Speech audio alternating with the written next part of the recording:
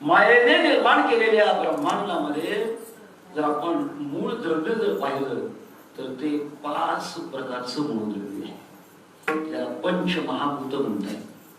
पृथ्वी, आग, तेज, वायू आणि आकाश. 5 तत्व. पंचभूतांचा गोंधळ केला एके ठाई मेळ, लाविला सबळ अहंकार त्या पाठी. एक म्हणे फार प्रसिद्ध सर्वांना पाठे, पिंडी ते ब्रह्मांडी. या आपल्या शरीराला पिंड म्हणतो. या पिंडाचा अभ्यास जर केला तर ब्रह्मांडाचा अभ्यास होतो.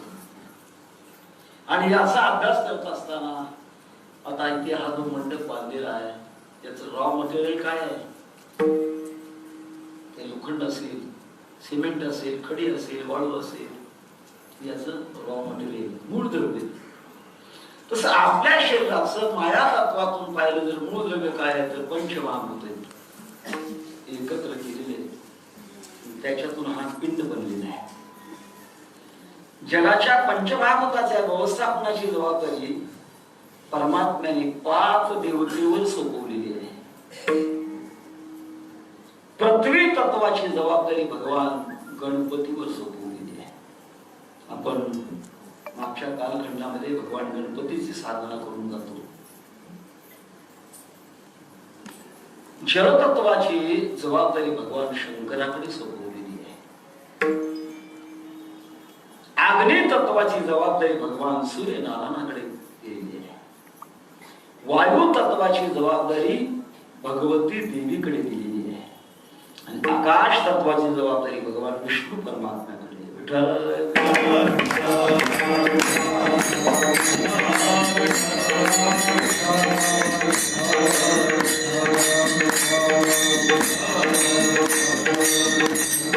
वायू तत्वामध्ये शक्ती आहे.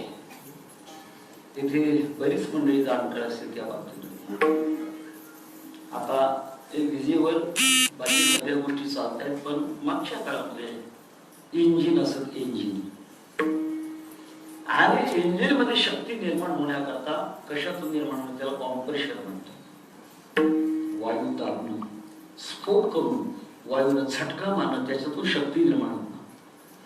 अर्थात भगवती देवीकडे शक्ती निर्माण करणं. आणि 9 प्रकारच्या नवरात्रीमध्ये ही शक्ती आहे. माता दुर्गेची 9 अशा प्रकारची रूप मांडली जातात.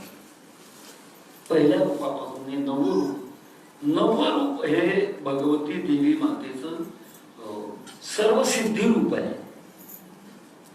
सर्व प्रकारच्या सिद्धी ज्याच्यामध्ये आहेत असं भगवती देवीचं रूप, त्याचं नाव आहे 9.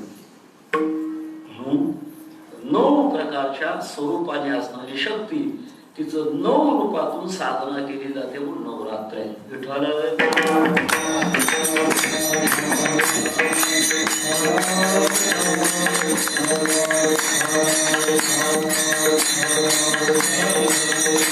आपल्याला कल्पना आहे आपल्याकडे 9 शब्दाला फार मोठं महत्व आहे.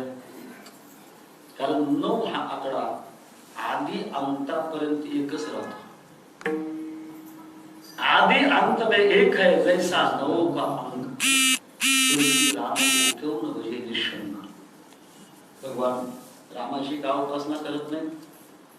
जसा सुरुवातीपासून तो शेवटपर्यंत 9चा आकडा 9च राहतो. बेरीज केल्यानंतर बालिका जवळ बसलेल्या आहेत, गणित आपलं तयार आहे.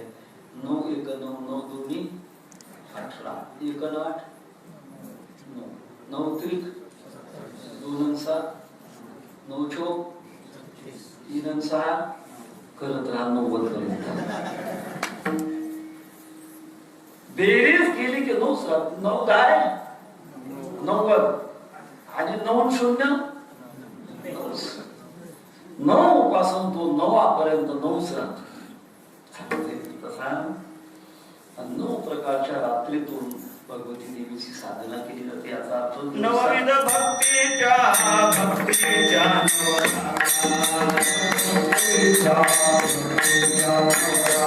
करुणी मोठी मागे ज्ञान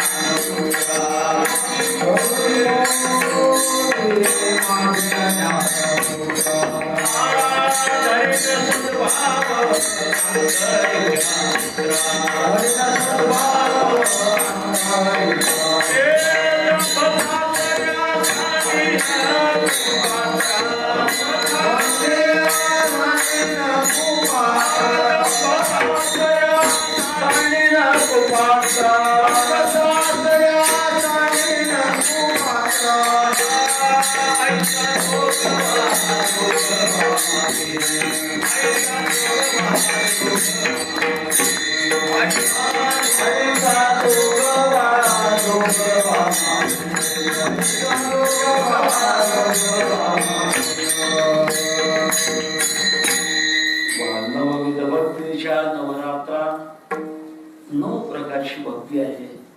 श्रवणम, कीर्तनम, विष्णू स्मरणम, पादसेवनम, अर्चनम, वंदनम, दास्यम, सख्यम, आत्मनिवेदन. 9 प्रकारची भक्ती. या पद्धतीने भगवान परमात्मा शक्तीची साधना करतात. कारण जगात कुठल्याही व्यवहाराकरता शक्ती अत्यंत आवश्यक आहे. प्रत्येक वस्तूमध्ये शक्ती सामान्य रूपाने लपलेली आहे. आता माझ्या पुढे हा माईक ज्याला जोडलेला आहे, स्टँड आहे. या स्टँड मध्ये लोखंडाची कण आहे, लहान लहान, पण ते कण आपल्या आपल्या जागेवर शक्तीने युक्त आहेत म्हणून राहत आहेत. यातली जर शक्ती बाजूला गेली तर ते राहणार नाही. शक्तीची आवश्यकता आहे आणि त्या दृष्टिकोनातून सर्व शक्तिमान भगवान परमात्मा, तो भगवान परमात्मा अनेक रूपाने बनतो. एक जगाच्या व्यवस्थापने करता स्वतःच्या माध्यमातून बनणं आणि जगाच्या गरजेप्रमाणे बनणं असे 2 प्रकार आहेत. महिषासुरमर्दिनी राक्षसाचा नाश करण्याकरता, अर्धज्ञानी नटेश्वर भस्मासुराचा नाश करण्याकरता, प्रत्येकाचे भिन्न भिन्न कारण.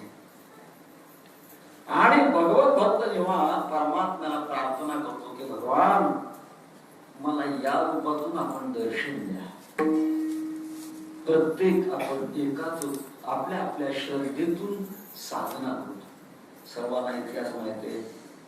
नरहरी महाराज भगवान शंकराचे भक्त आणि नरहरी सोनारा घडो फुंकू लागी, दागिने घडवणे त्यांचं काम. आपल्या महाराष्ट्रातल्या संतांचा विशेष आहे. महाराष्ट्रातल्या संतांनी समाजाला संन्यासाची वाट दाखवली नाही. आणि बाधा ते करीतो, तुझे नाम उच्चारितो. आपल्या वाट्याला आलेले कर्म करायचं, भगवंताची साधना करायची. नरहरी महाराज स्वकर्म करत होते आणि एका मोठ्या श्रीमंताला भगवान पांडुरंग परमात्म्याला कडदुरा समर्पण करायचा होता. त्या भालिकाने भगवान पांडुरंग परमात्म्याचं कमरेचं माप घेतलं आणि कडदुरा करायला माप तयार झाला. कडदुरा तो कमी पडू लागला, थोडा वाढून केला, आधी शिल्लक राहू लागला. शेवटी काय करणार, त्या श्रीमंत सावकाराने सांगितलं की तुम्ही एक काम करा, चला पांडुरंगाच्या कमरेचं माप तुम्ही स्वतः घ्या, म्हणजे पुन्हा माप बदलणार. आम्हाला माप घेणं सोपं नाही, माप घेता येत नाही. आणि खरंच आहे, कुठल्याही गोष्टीचं माप घेणं इतकं सोपं नाही. मला घेता येत नाही. नरहरी महाराज म्हटलं, आम्ही फक्त भगवान शंकराची साधना करतो, ते पांडुरंगाची साधना आम्ही करणार नाही, जितकं केलं नाही, पाहणार सुद्धा नाही. मला एक काम करा, माझ्याकरता डोळे बांधा आणि डोळे बांधून तेपर्यंत हाताला माप घ्या. नरहरी महाराजांना ते पटलं. नरहरी महाराजांचे डोळे बांधले गेले आणि पांडुरंगाच्या दाखवलं. नरहरी महाराजांनी माप कमरेचं घेण्याचा केले, हाताला पिंड घालायची. डोळे उघडले की भगवान पांडुरंग परमात्मा आणि मग तो झाला. भगवान पांडुरंग परमात्मा आणि भगवान शंकर एकच रूप आहे. मुळात स्वरूप एक आहे, रूप भिन्न. रूप आणि स्वरूप यात फरक थोडा. कदाचित पूर्वीच्या काळामध्ये नाटक कंपनीमध्ये ते काम करणारे जे काही नट होते ते नट जेव्हा रंगमंचावर कावर यायचे तेव्हा त्यांचं ते रूप असायचं आणि नाटक संपलं की त्यांचं स्वरूप असायचं. तसं भगवान परमात्मा जगाच्या व्यवस्थेमध्ये रूप धारण करतात, पण परमात्म्याचं स्वरूप एकच आहे. एकाली आत्मा युव शिव समान वाया तो दुर्गमान गारिमान. आपल्या वारकरी संतांनी भगवंताचं ते दिशा रूपातून केलेली आनंदी परमांडी अनादी अंबिका भगवती बोधकरणी घेऊनी हाती पोत ज्ञानाचा पादळ देव उदो उदो भक्त नाचती गोंधळा येवो जगदंबे मूळ पीठत्वात आषाढी कार्तिकी तुझ्या गोंधळाची साठी हो. आषाढी कार्तिकी तुझ्या गोंधळाची साठी हो. कुंडलिक शिवटा शोभे वाळवंटी हो. कुंडलिक शिवटा शोभे वाळवंटी हो. एका जनार्दनी अंबापुरी करते मुली कटी. एका जनार्दनी अंबापुरी करते मुली कटी हो. एका जनार्दनी अंबापुरी करते मुली कटी. एका जनार्दनी अंबापुरी करते मुली कटी हो.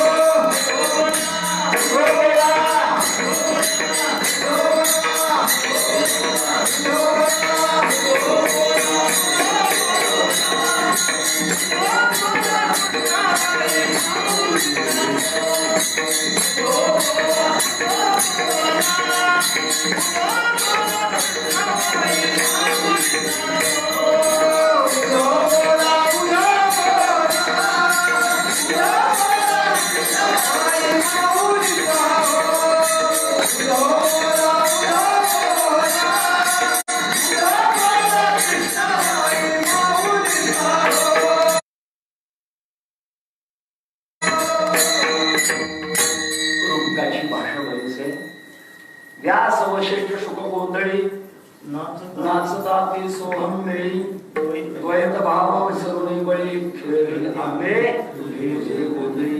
भगवान स्वतः म्हणतात देवो देवी मी शिपाई.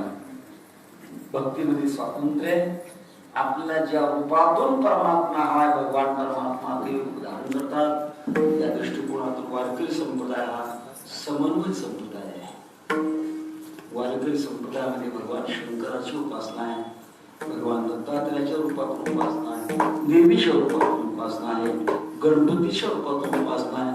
देवा तूच गणेश या माध्यमातून आपण ही साधना करत आहात. महापुरुषाच्या माध्यमातून कृपाशीर्वादाने आपण साधना करत आहात. त्यात आणखी जाता जाता विशेष राहिले. मागच्या वर्षी लॉकडाऊन अत्यंत कडक होत. 2 गज दूरी, मास्क है, अनेक ठिकाणच्या कार्यक्रमावर खटले भरले गेले, तरी परंतु कुटीकरांनी आपला उत्सव बंद पडू दिला नाही. आहे त्या नियमामध्ये सांभाळून तो साजराच केला. किती कौतुक आपलं करावं कळत नाही. तेव्हा अशा या उत्सवामध्ये महापुरुषाची शक्ती आहे आणि त्या शक्तीला आपण सर्व मंडळी प्रतिसाद देतात. वंश परंपरा दासमी अंकिता या पद्धतीने आपण प्रवाहामध्ये आहात. आज आपण विश्वमाऊली ज्ञानोबांचा प्रसिद्ध असणारा अभंग त्याच्या आतला काही भाव चिंतन करण्याकरता स्वीकारलेला आहे. विश्वमाऊली ज्ञानोबा हे समाजाच्या अज्ञानाचा भाग दूर करण्याकरता सर्वार्थाने यांनी प्रयत्न केला. वारकरी संप्रदायाचा पाया त्यांनी घातला. ज्ञानदेवी रचिला पाया देवालया सर्वांना माहित आहे. अशी विश्वमाऊली ज्ञानोबा यांनी 16व्या वर्षी ज्ञानेश्वरी लिहिली नाही, सांगितली. त्या ग्रंथात ज्ञानेश्वरीचे भावदर्शन आपण महाराजांच्या मुखातून सुंदर प्रकारे ऐकत आहात. आणि काही अभंग रचना केली. 16व्या वर्षापर्यंत ज्ञानोबांनी जी अभंग रचना केली ती ज्ञानदेव म्हणे या नाममुद्रेतून केली. आणि 16व्या वर्षी जेव्हा प्रत्यक्षात काळ मृत्यूलोकाच्या नियमाप्रमाणे माऊलींना घेण्याकरता आला, निवृत्तीनाथाने पाहिल्यानंतर विचारलं, कोण रे तो? आणि मी काळ आहे. का आला? ज्ञानोबांना घेण्याकरता आला. माझ्या करता 2 वर्ष परत जा. 18व्या वर्षी आला. सोपान काकाने सांगितलं, कोण रे तू? म्हणे काळ घेण्याकरता आलो. मागे आलो होतो पण 2 वर्षाची मुदत वाढवली म्हणून माझ्याकरता पुन्हा 2 वर्ष तू परत जा. 20व्या वर्षी आला. मुक्ताबाईने सांगितलं, दोघा करता 2 वर्ष गेला, माझ्या करता 2 वर्ष परत जा. आणि 22व्या वर्षी विश्वमाऊली ज्ञानोबांनी समाधी वैसला निर्माण कथा कीर्तन करत संजीवन समाधी स्वीकारली. अशी ज्ञानोबांची त्या 6 वर्षाच्या काळामध्ये ज्ञानोबांनी जे वाङ्मय निर्माण केलं ते बाप रखुमादेवीवर या नाममुद्रेतून केलेलं आहे. असा अंग त्याच कालखंडातला आहे. विश्वमाऊली ज्ञानोबा समाजाच्या महत्व आता जो काही अज्ञान अंधार आहे तो दूर करण्याचा प्रयत्न करत असताना, समाजाबरोबर बोलत असताना शब्दाच्या माध्यमातून बोलतात.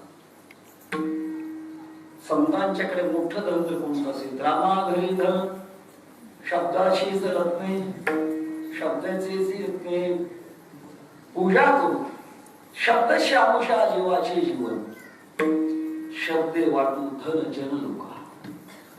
परमार्थाचं धन त्याने शब्दातून सर्व जगाला वाटलं.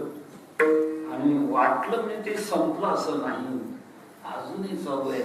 जोपर्यंत चंद्र सूर्य आहे तोपर्यंत शब्दधन वाटतच राहणार. या पद्धतीने महाराजांच्या अभंगाच्या माध्यमात आपण ते चिंतन करणार आहोत. ज्ञानोबाराय रूपकातून समाजाचा अज्ञान घालवण्याचा प्रयत्न करतात. दत्तात्रय एक सांगेल भूमिका. मानवी समाजामध्ये 2 प्रकारचं ध्येय असतं, एक समृद्धी आणि दुसरी शांती. समृद्धी मायेच्या द्वारा केली जाते. मनासारखा बंगला आहे, मनासारखी गाडी आहे, मनासारखा परिवार आहे, मनासारखे पैसे आहेत, मनासारखी सत्ता आहे, हे सगळं समृद्धीचं लक्षण आहे. आणि दुसरी आहे शांती. काही माणसं समृद्ध असतात पण शांतीयुक्त नसतात. काहींच्याकडे शांती आहे, समृद्धी नाही. काहींच्याकडे शांतीही नाही, समृद्धीही नाही. आणि काहींच्याकडे समृद्धी आहे आणि शांती आहे. काहींच्याकडे समृद्धी आहे तर शांती नाही. भरपूर प्रपंच अनुकूल आहे पण मनात समाधान नाही. ज्याच्या करता जगायचंय तेच नाही. समृद्धी ही बाहेरची आहे आणि शांती ही आतली आहे. बाहेरची वस्तू फार झालं तर काही काळ मनाला अनुकूलता दाखवेल पण तीच अनुकूलता काही काळानंतर प्रतिकूल होईल. भगवान सांगतात, मात्रा स्पर्शास्तु कौंतेय शीतोष्ण सुख दुःखदा आगमा पायिनो नित्यां स्तां तितिक्षस्व भारत. या मृत्यू लोकामध्ये जे आज अनुकूल वाटतं ते कायमच अनुकूल राहील नाही सांगता येत. कालांतराने ते प्रतिकूल होईल. आणि आज जे प्रतिकूल आहे ते कालांतराने अनुकूल. आज जे अनुकूल आहे ते कालांतराने प्रतिकूल होत असत. एका राजाने राजवाडा बांधला, खूप चांगला बांधला. जवळची लोक स्तुती करत होते, काय सरकार, काय सरकार, मागच्या 10 पिढ्यात कोणी बांधणार नाही, पुढे कोणी बांधणार नाही. मोठ्या माणसाकडे अशी स्तुती स्थावक माणसं असतात. गंगा गए गंगादास, जमुना गए अलीकडच्या भाषेमध्ये त्याला समशी म्हणतात. समशी स्तुती करायची, त्याला बरं वाटत. एकदा एक साधू महात्मा त्या राजवाड्यापासून चालले होते. राजाने हात मारले, महाराज राजवाडा नवीन बनलाय, आपण पाहावं आणि काही दोष असेल तर दोष मला आपल्यामध्ये काही वास्तूचे दोष देखील असतात आणि ते दोष विशिष्ट पद्धतीने दूर केले जातात. काही दोष असेल तर सांगा, आपले पाय आम्हाला लागू द्या. सगळं राजवाडा दाखवलं आणि दाखवल्यानंतर बैठकीत बसल्यानंतर विचारलं, महाराज काही दोष आहे? विरक्तस्य तृणम जगत, मुंगी आणि राव आम्हा साडेखाची येऊ. राजे विचारताय पण सांगतो याच्यामध्ये 2 दोष आहेत. राजाला फार मोठी धडकी बसली. आतापर्यंत कोणी सांगितलं नाही दोष, आणि सगळ्यांनी स्तुती केल्यानंतर आहे महात्मा 2 दोष म्हणतात. मला सांगा बरं, 2 दोष असे आहे, कालांतराने एक दिवस असा उजळणार आहे, हा राजवाडा पडणार आहे, हा दोष आहे. आणि दुसरा एक काळ असा येणार आहे की त्या दिवशी राजा तुला कायमच या राजवाड्यातून बाहेर काढणार आहे. कधी काढतात? राम बोलू भाई, दोष. काही काळात अनुकूल, काही काळात जे काही वेळ असंही होतं की जे आज प्रतिकूल आहे पण कालांतराने ते अनुकूल देखील होत. म्हणतात अलीकडे कॅन्सरचं थैमान चालू आहे आणि कॅन्सरचं निदान झाल्यानंतर केमो देतात. केमो मी असं ऐकलं एका तज्ञ माणसाकडनं, केमो म्हणजे काय असतं, कोबरा नावाच्या सापाच्या दातातून विष काढतात. 1 थेंब विष आणि 1000 थेंब पाणी त्याच्यावर फुट देऊन मग ते शरीरात सोडतात. वास्तव विषाणू मनुष्य मरतो ना, पण ते कॅन्सरचे जंतू मारण्याकरता उपयोगी आहेत. जे प्रतिकूल आहे ते अनुकूल, अनुकूल आहे ते प्रतिकूल. अर्थात एका बाजूला समृद्धी आहे तर दुसऱ्या बाजूला शांती आहे. काहींच्याकडे समृद्धी नाही, शांती आहे. आम्ही सदैव सोडा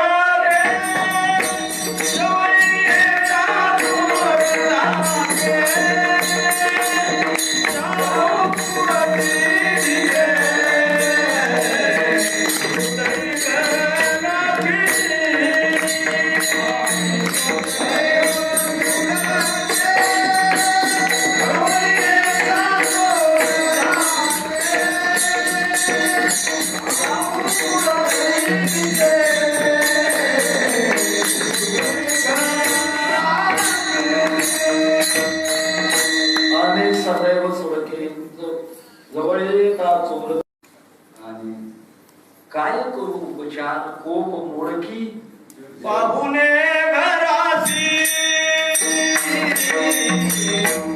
पाहुणे घरासी पाहुणे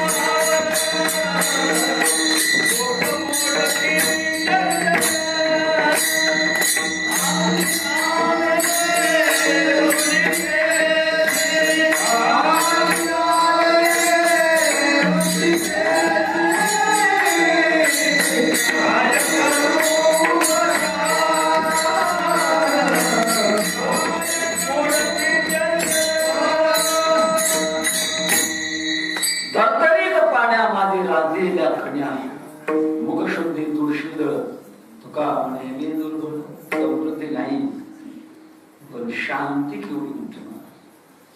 वैकुंठ नायक तया जवळी शांती आहे. भरपूर समृद्धी आहे पण शांती जर नसेल तर काही उपयोग नाही. शांती पडते नाही सुख,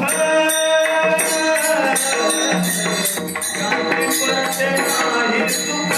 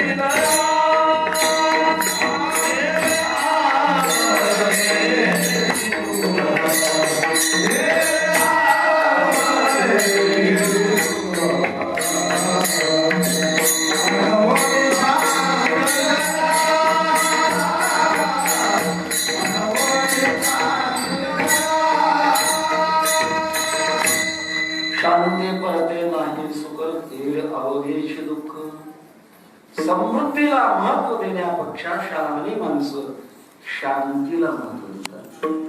एक थोडा प्रसंग सांगतो. आमच्या भागातले जिल्ह्यातले एक साखर कारखान्याचे चेअरमन तुमचा अण्णा प्रोग्रेस आहे, एका कीर्तनात आले होते. कीर्तन संपल्यानंतर परत बैठकीमध्ये आले आणि प्रस्तावना मांडली, महाराज एक गोष्ट तुम्हाला सांगावीशी वाटते. म्हटलं सांगा. वैकुंठवासी गुरुनाम बंकर स्वामी महाराज म्हणायचे, कीर्तनकाराला उकरण्यापासून तो दिल्लीच्या सिंहासनावर पर्यंत माहित पाहिजे. सांगा काय सांगा. हे म्हणाले, आम्ही 15 दिवसापूर्वी ब्राझीलला गेलो होतो. ब्राझील असा एक देश आहे, संपूर्ण जगाला साखर पुरवणारा देश आहे. जिकडे तिकडे ऊसाचीच मळे, 8 महिने पाऊस पडतो. आणि म्हणून त्या ऊसाची साखर करत असताना बहुतेक यंत्रावरच अशा प्रकारच्या यंत्राच्या माध्यमातून साखर बनवतात. म्हणून आपल्या देशातला साखर कारखान्याचा चेअरमन अभ्यास करण्याकरता ब्राझीलला जात असतो. आम्ही ब्राझीलला गेलो आणि ब्राझीलची समृद्धी पाहिली. काय त्यांची बंगले, काय गाड्या, समृद्धीचं माप आम्ही काढलं. ब्राझीलचा अल्पभूधारक 500 हेक्टरचा मालक आहे. एकरचा नाही, हेक्टर म्हणजे 1250 एकरचा मालक आहे. कोण? अल्पभूधारक. आता बहुभूधारक किती मोठा असेल ते कल्पना करा. ब्राझीलचा अल्पभूधारक म्हणाले, प्रवासाला जर गेला तर मालकीच्या हेलिकॉप्टरने प्रवास करतो. त्यांच्या समृद्धीचं कौतुक वाटायला लागलं.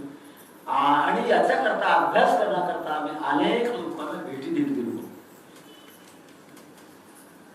प्रत्येकाच्या बैठकीमध्ये काही गोळ्या दिसायच्या. गोळ्या त्या घर मालकाला विचारलं, तुम्हाला कोणता आजार आहे? कोणताच नाही. गोळ्या कशा करता? त्यांचं उत्तर यायचं की गोळ्या खाल्ल्याशिवाय आम्हाला झोपच येत नाही. पहा म्हणाले, एवढी समृद्धी आहे पण झोप घेण्याकरता त्यांना गोळ्या खाव्या लागतात. मी म्हटलं, साहेब आमच्या देशातली माणसं सुखी आहेत, कीर्तनात सुद्धा गोळ्या न खाताना गोष्टी सोडून. गोष्टीतला वर्ग तज्ञ आहे, पण बऱ्याच वेळेला आम्हाला अनुभव येतो, झोपी जातात. विनोद येतो. मला एवढंच सांगायचंय, समृद्धी आहे, शांती नाही. विज्ञान समृद्धी करेल आणि अध्यात्म शांती देईल. आणि ती शांती देण्याकरता आपल्या देशातल्या ऋषी मुनी साधू संतांनी खूप मोठा प्रयत्न केला आणि तो प्रवाह अजूनही चालू आहे, राहणार आहे चालू. या प्रवाहामध्ये शांतीचा आनंद घेण्याकरता विश्वमौली ज्ञानोबा रूपकाच्या द्वारे अभंगाच्या पहिल्या चरणाला करून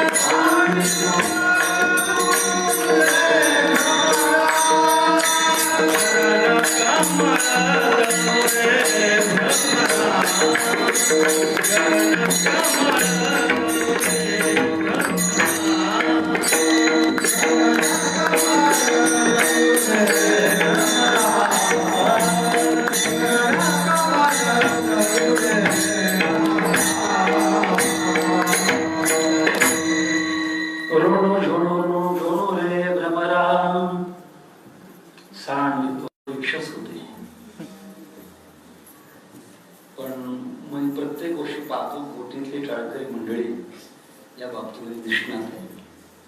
आणि त्यात आमचे गुरुबंधू श्याम महाराज उपस्थित आहे.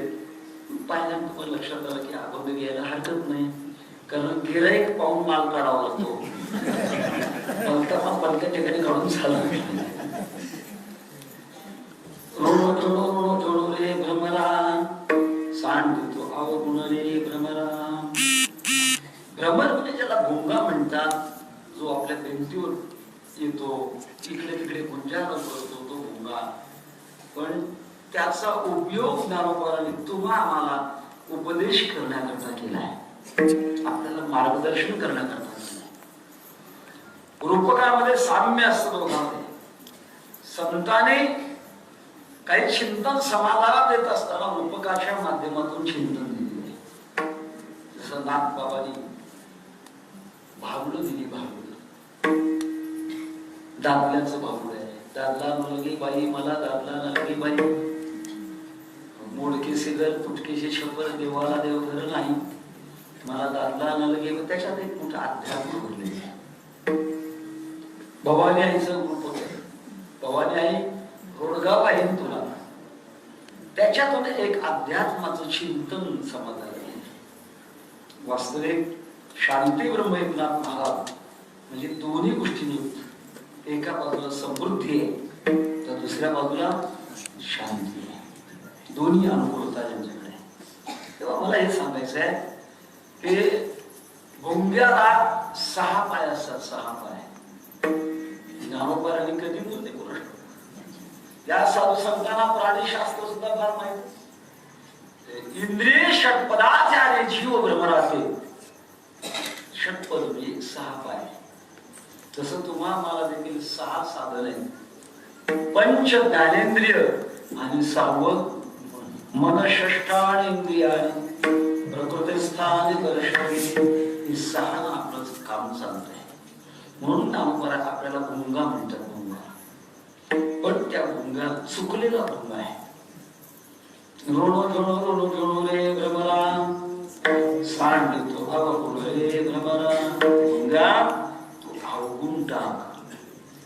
गुण आणि अवगुण दोन पद आहेत. अनुकूलता ज्याच्यात असते त्याला गुण म्हणतात, आणि विरुद्ध जे असतं, प्रतिकूल जे असतं त्याला अवगुण म्हणतात. तुकोबरा म्हणतात अवगुण तो कोणी नाही प्रतिष्ठिले, मागे होत आले शिष्टाचार. अवगुणाला कोणी, अवगुणाचे हाती आहे अवघीच प्रीती करीत. अवगुणी माणसाला समाजामध्ये प्रतिष्ठा नाही, त्याच्या जीवनामध्ये सुख शांती लाभत नाही. तुकामध्ये हे का आणि गुण घेऊनही अवगुण टाका. तुका म्हणे काय सालपटाचे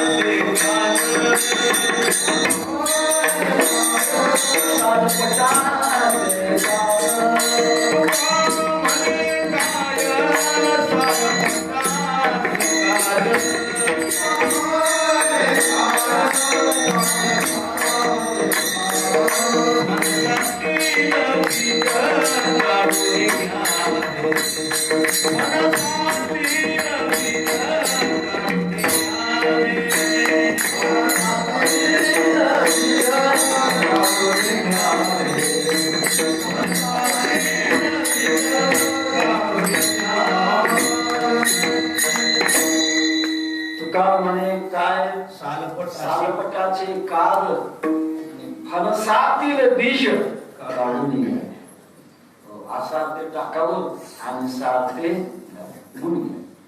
माणसाची बुद्धी गुण काही असावी. अवगुणाचा त्याग करावा आणि गुणाचा स्वीकार करावा. तेव्हा त्या दृष्टिकोनातून माऊली म्हणतात सांड देतो अवगुण रे भ्रमरा. जीवा तू अवगुण टाक. भोंग्याच्या बाबतीत जर विचार केला तर भोंग्याचे अनेक प्रकार आहेत. भोंग्याच्या ठिकाणी असणारे अवगुण सगळे सांगता येणार नाही. 10:30 वाजले. कोणते कोणते अवगुण आहे अत्यंत थोडक्यात सांगतो. भोंग्याचे अवगुण. एक भोंगा गोळ्या तयार करतो, बस त्याच्यापेक्षा जास्त बोलायचं नाही. तो भोंगा. दुसरा भोंगा फसलेला भोंगा. पराश कुसुम भ्रांत्या शुकतुंडे पदत्तेली सोक्ष जंबू फलभ्रांत्या कमलिन धर्तुमिच्छति. उन्हाळ्याचे दिवस होते आणि उन्हाळ्याच्या दिवसामध्ये एक भुंगा फुलं शोधत निघालेला होता. कुठेतरी आपल्याला फुल मिळावं आणि त्याचा मकरंद करून सेवन करावा या हेतूने भुंगा फिरत होता. पण उन्हाळ्याचे दिवस असल्यामुळे कुठे त्याला फुल मिळेना.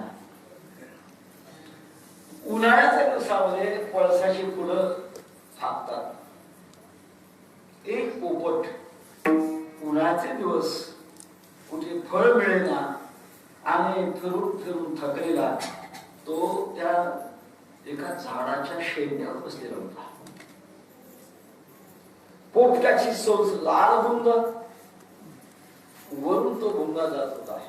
वरून जाणाऱ्या भुंग्याने पाहिलं लाल बुंद दिसले त्यात नक्की पळसाचं फुल असेल. भुंगा खाली उतरायला लागला. भुंग्याला काय वाटतंय पळसाचं फुल आहे. आणि त्या पोपटाने वर पाहिलं त्याला वाटलं कोणीतरी जांभूळ फेकलंय. भुंग्याचा रंग जांभळासारखा असतो. याला वाटतं कोणीतरी जांभूळ फेकलंय आणि भुंग्याला वाटतं खाली पळसाचं फुल आहे. कोण फसलो? दोघे फसले. भुंगाही फसतो आणि पोपटही फसतो. तसं संसारामध्ये जीव जीवाकडनं अपेक्षा करतात पण दोघेही फसतात. याकरता हा मोठा अवगुण आहे. एक आणखी अवगुणाचा प्रकार आहे.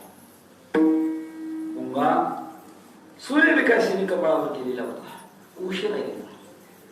कमळाचे दोन प्रकार आहेत, सूर्यविकासिनी आणि चंद्रविकासिनी. सूर्य उदयाला आला की ते कमळ फाकतं आणि सूर्य मावळला की कमळ मिळतं. त्याला म्हणतात सूर्यविकासिनी. आणि चंद्रविकासिनी, चंद्र उदयाला आल्यानंतर फाकतं आणि चंद्र मावळला की मिळतं. त्याचं नाव आहे चंद्रविकासिनी. सूर्यविकासिनी कमळामध्ये एक भुंगा उशिरा जाऊन त्याने मकरंद कण सेवन करू लागला. इतका रंगला त्याच्यामध्ये तो. सूर्यास्त झाला, कमळ मिटलं, बराच काळ उठला, घरी गेला नाही. त्याची भ्रमरी घरी वाट पाहत. अजून मालक आले नाहीत, अजून मालक आले नाहीत, कुठे अडकले कुठे अडकले शोध घ्यावा याच्याकरता ती भ्रमरी फिरत फिरत फिरत बरोबर त्या सरोवरावर आली. त्या सरोवरामध्ये कमळ होती. त्या सरोवरामध्ये आणि योगायोगाने भोंग्याच्या थोड्याशा कवनावर उर्जाने ते कमळाचा देठ थोडा हलत होता. त्या भ्रमरीला असं वाटलं की आपले मालक बहुतेक याच्यात दिसतात. आतून हात मारले, मालक मध्ये का? आतून आवाज आला, हो मध्ये आहे. बाहेर पडा ना. कसा पडू?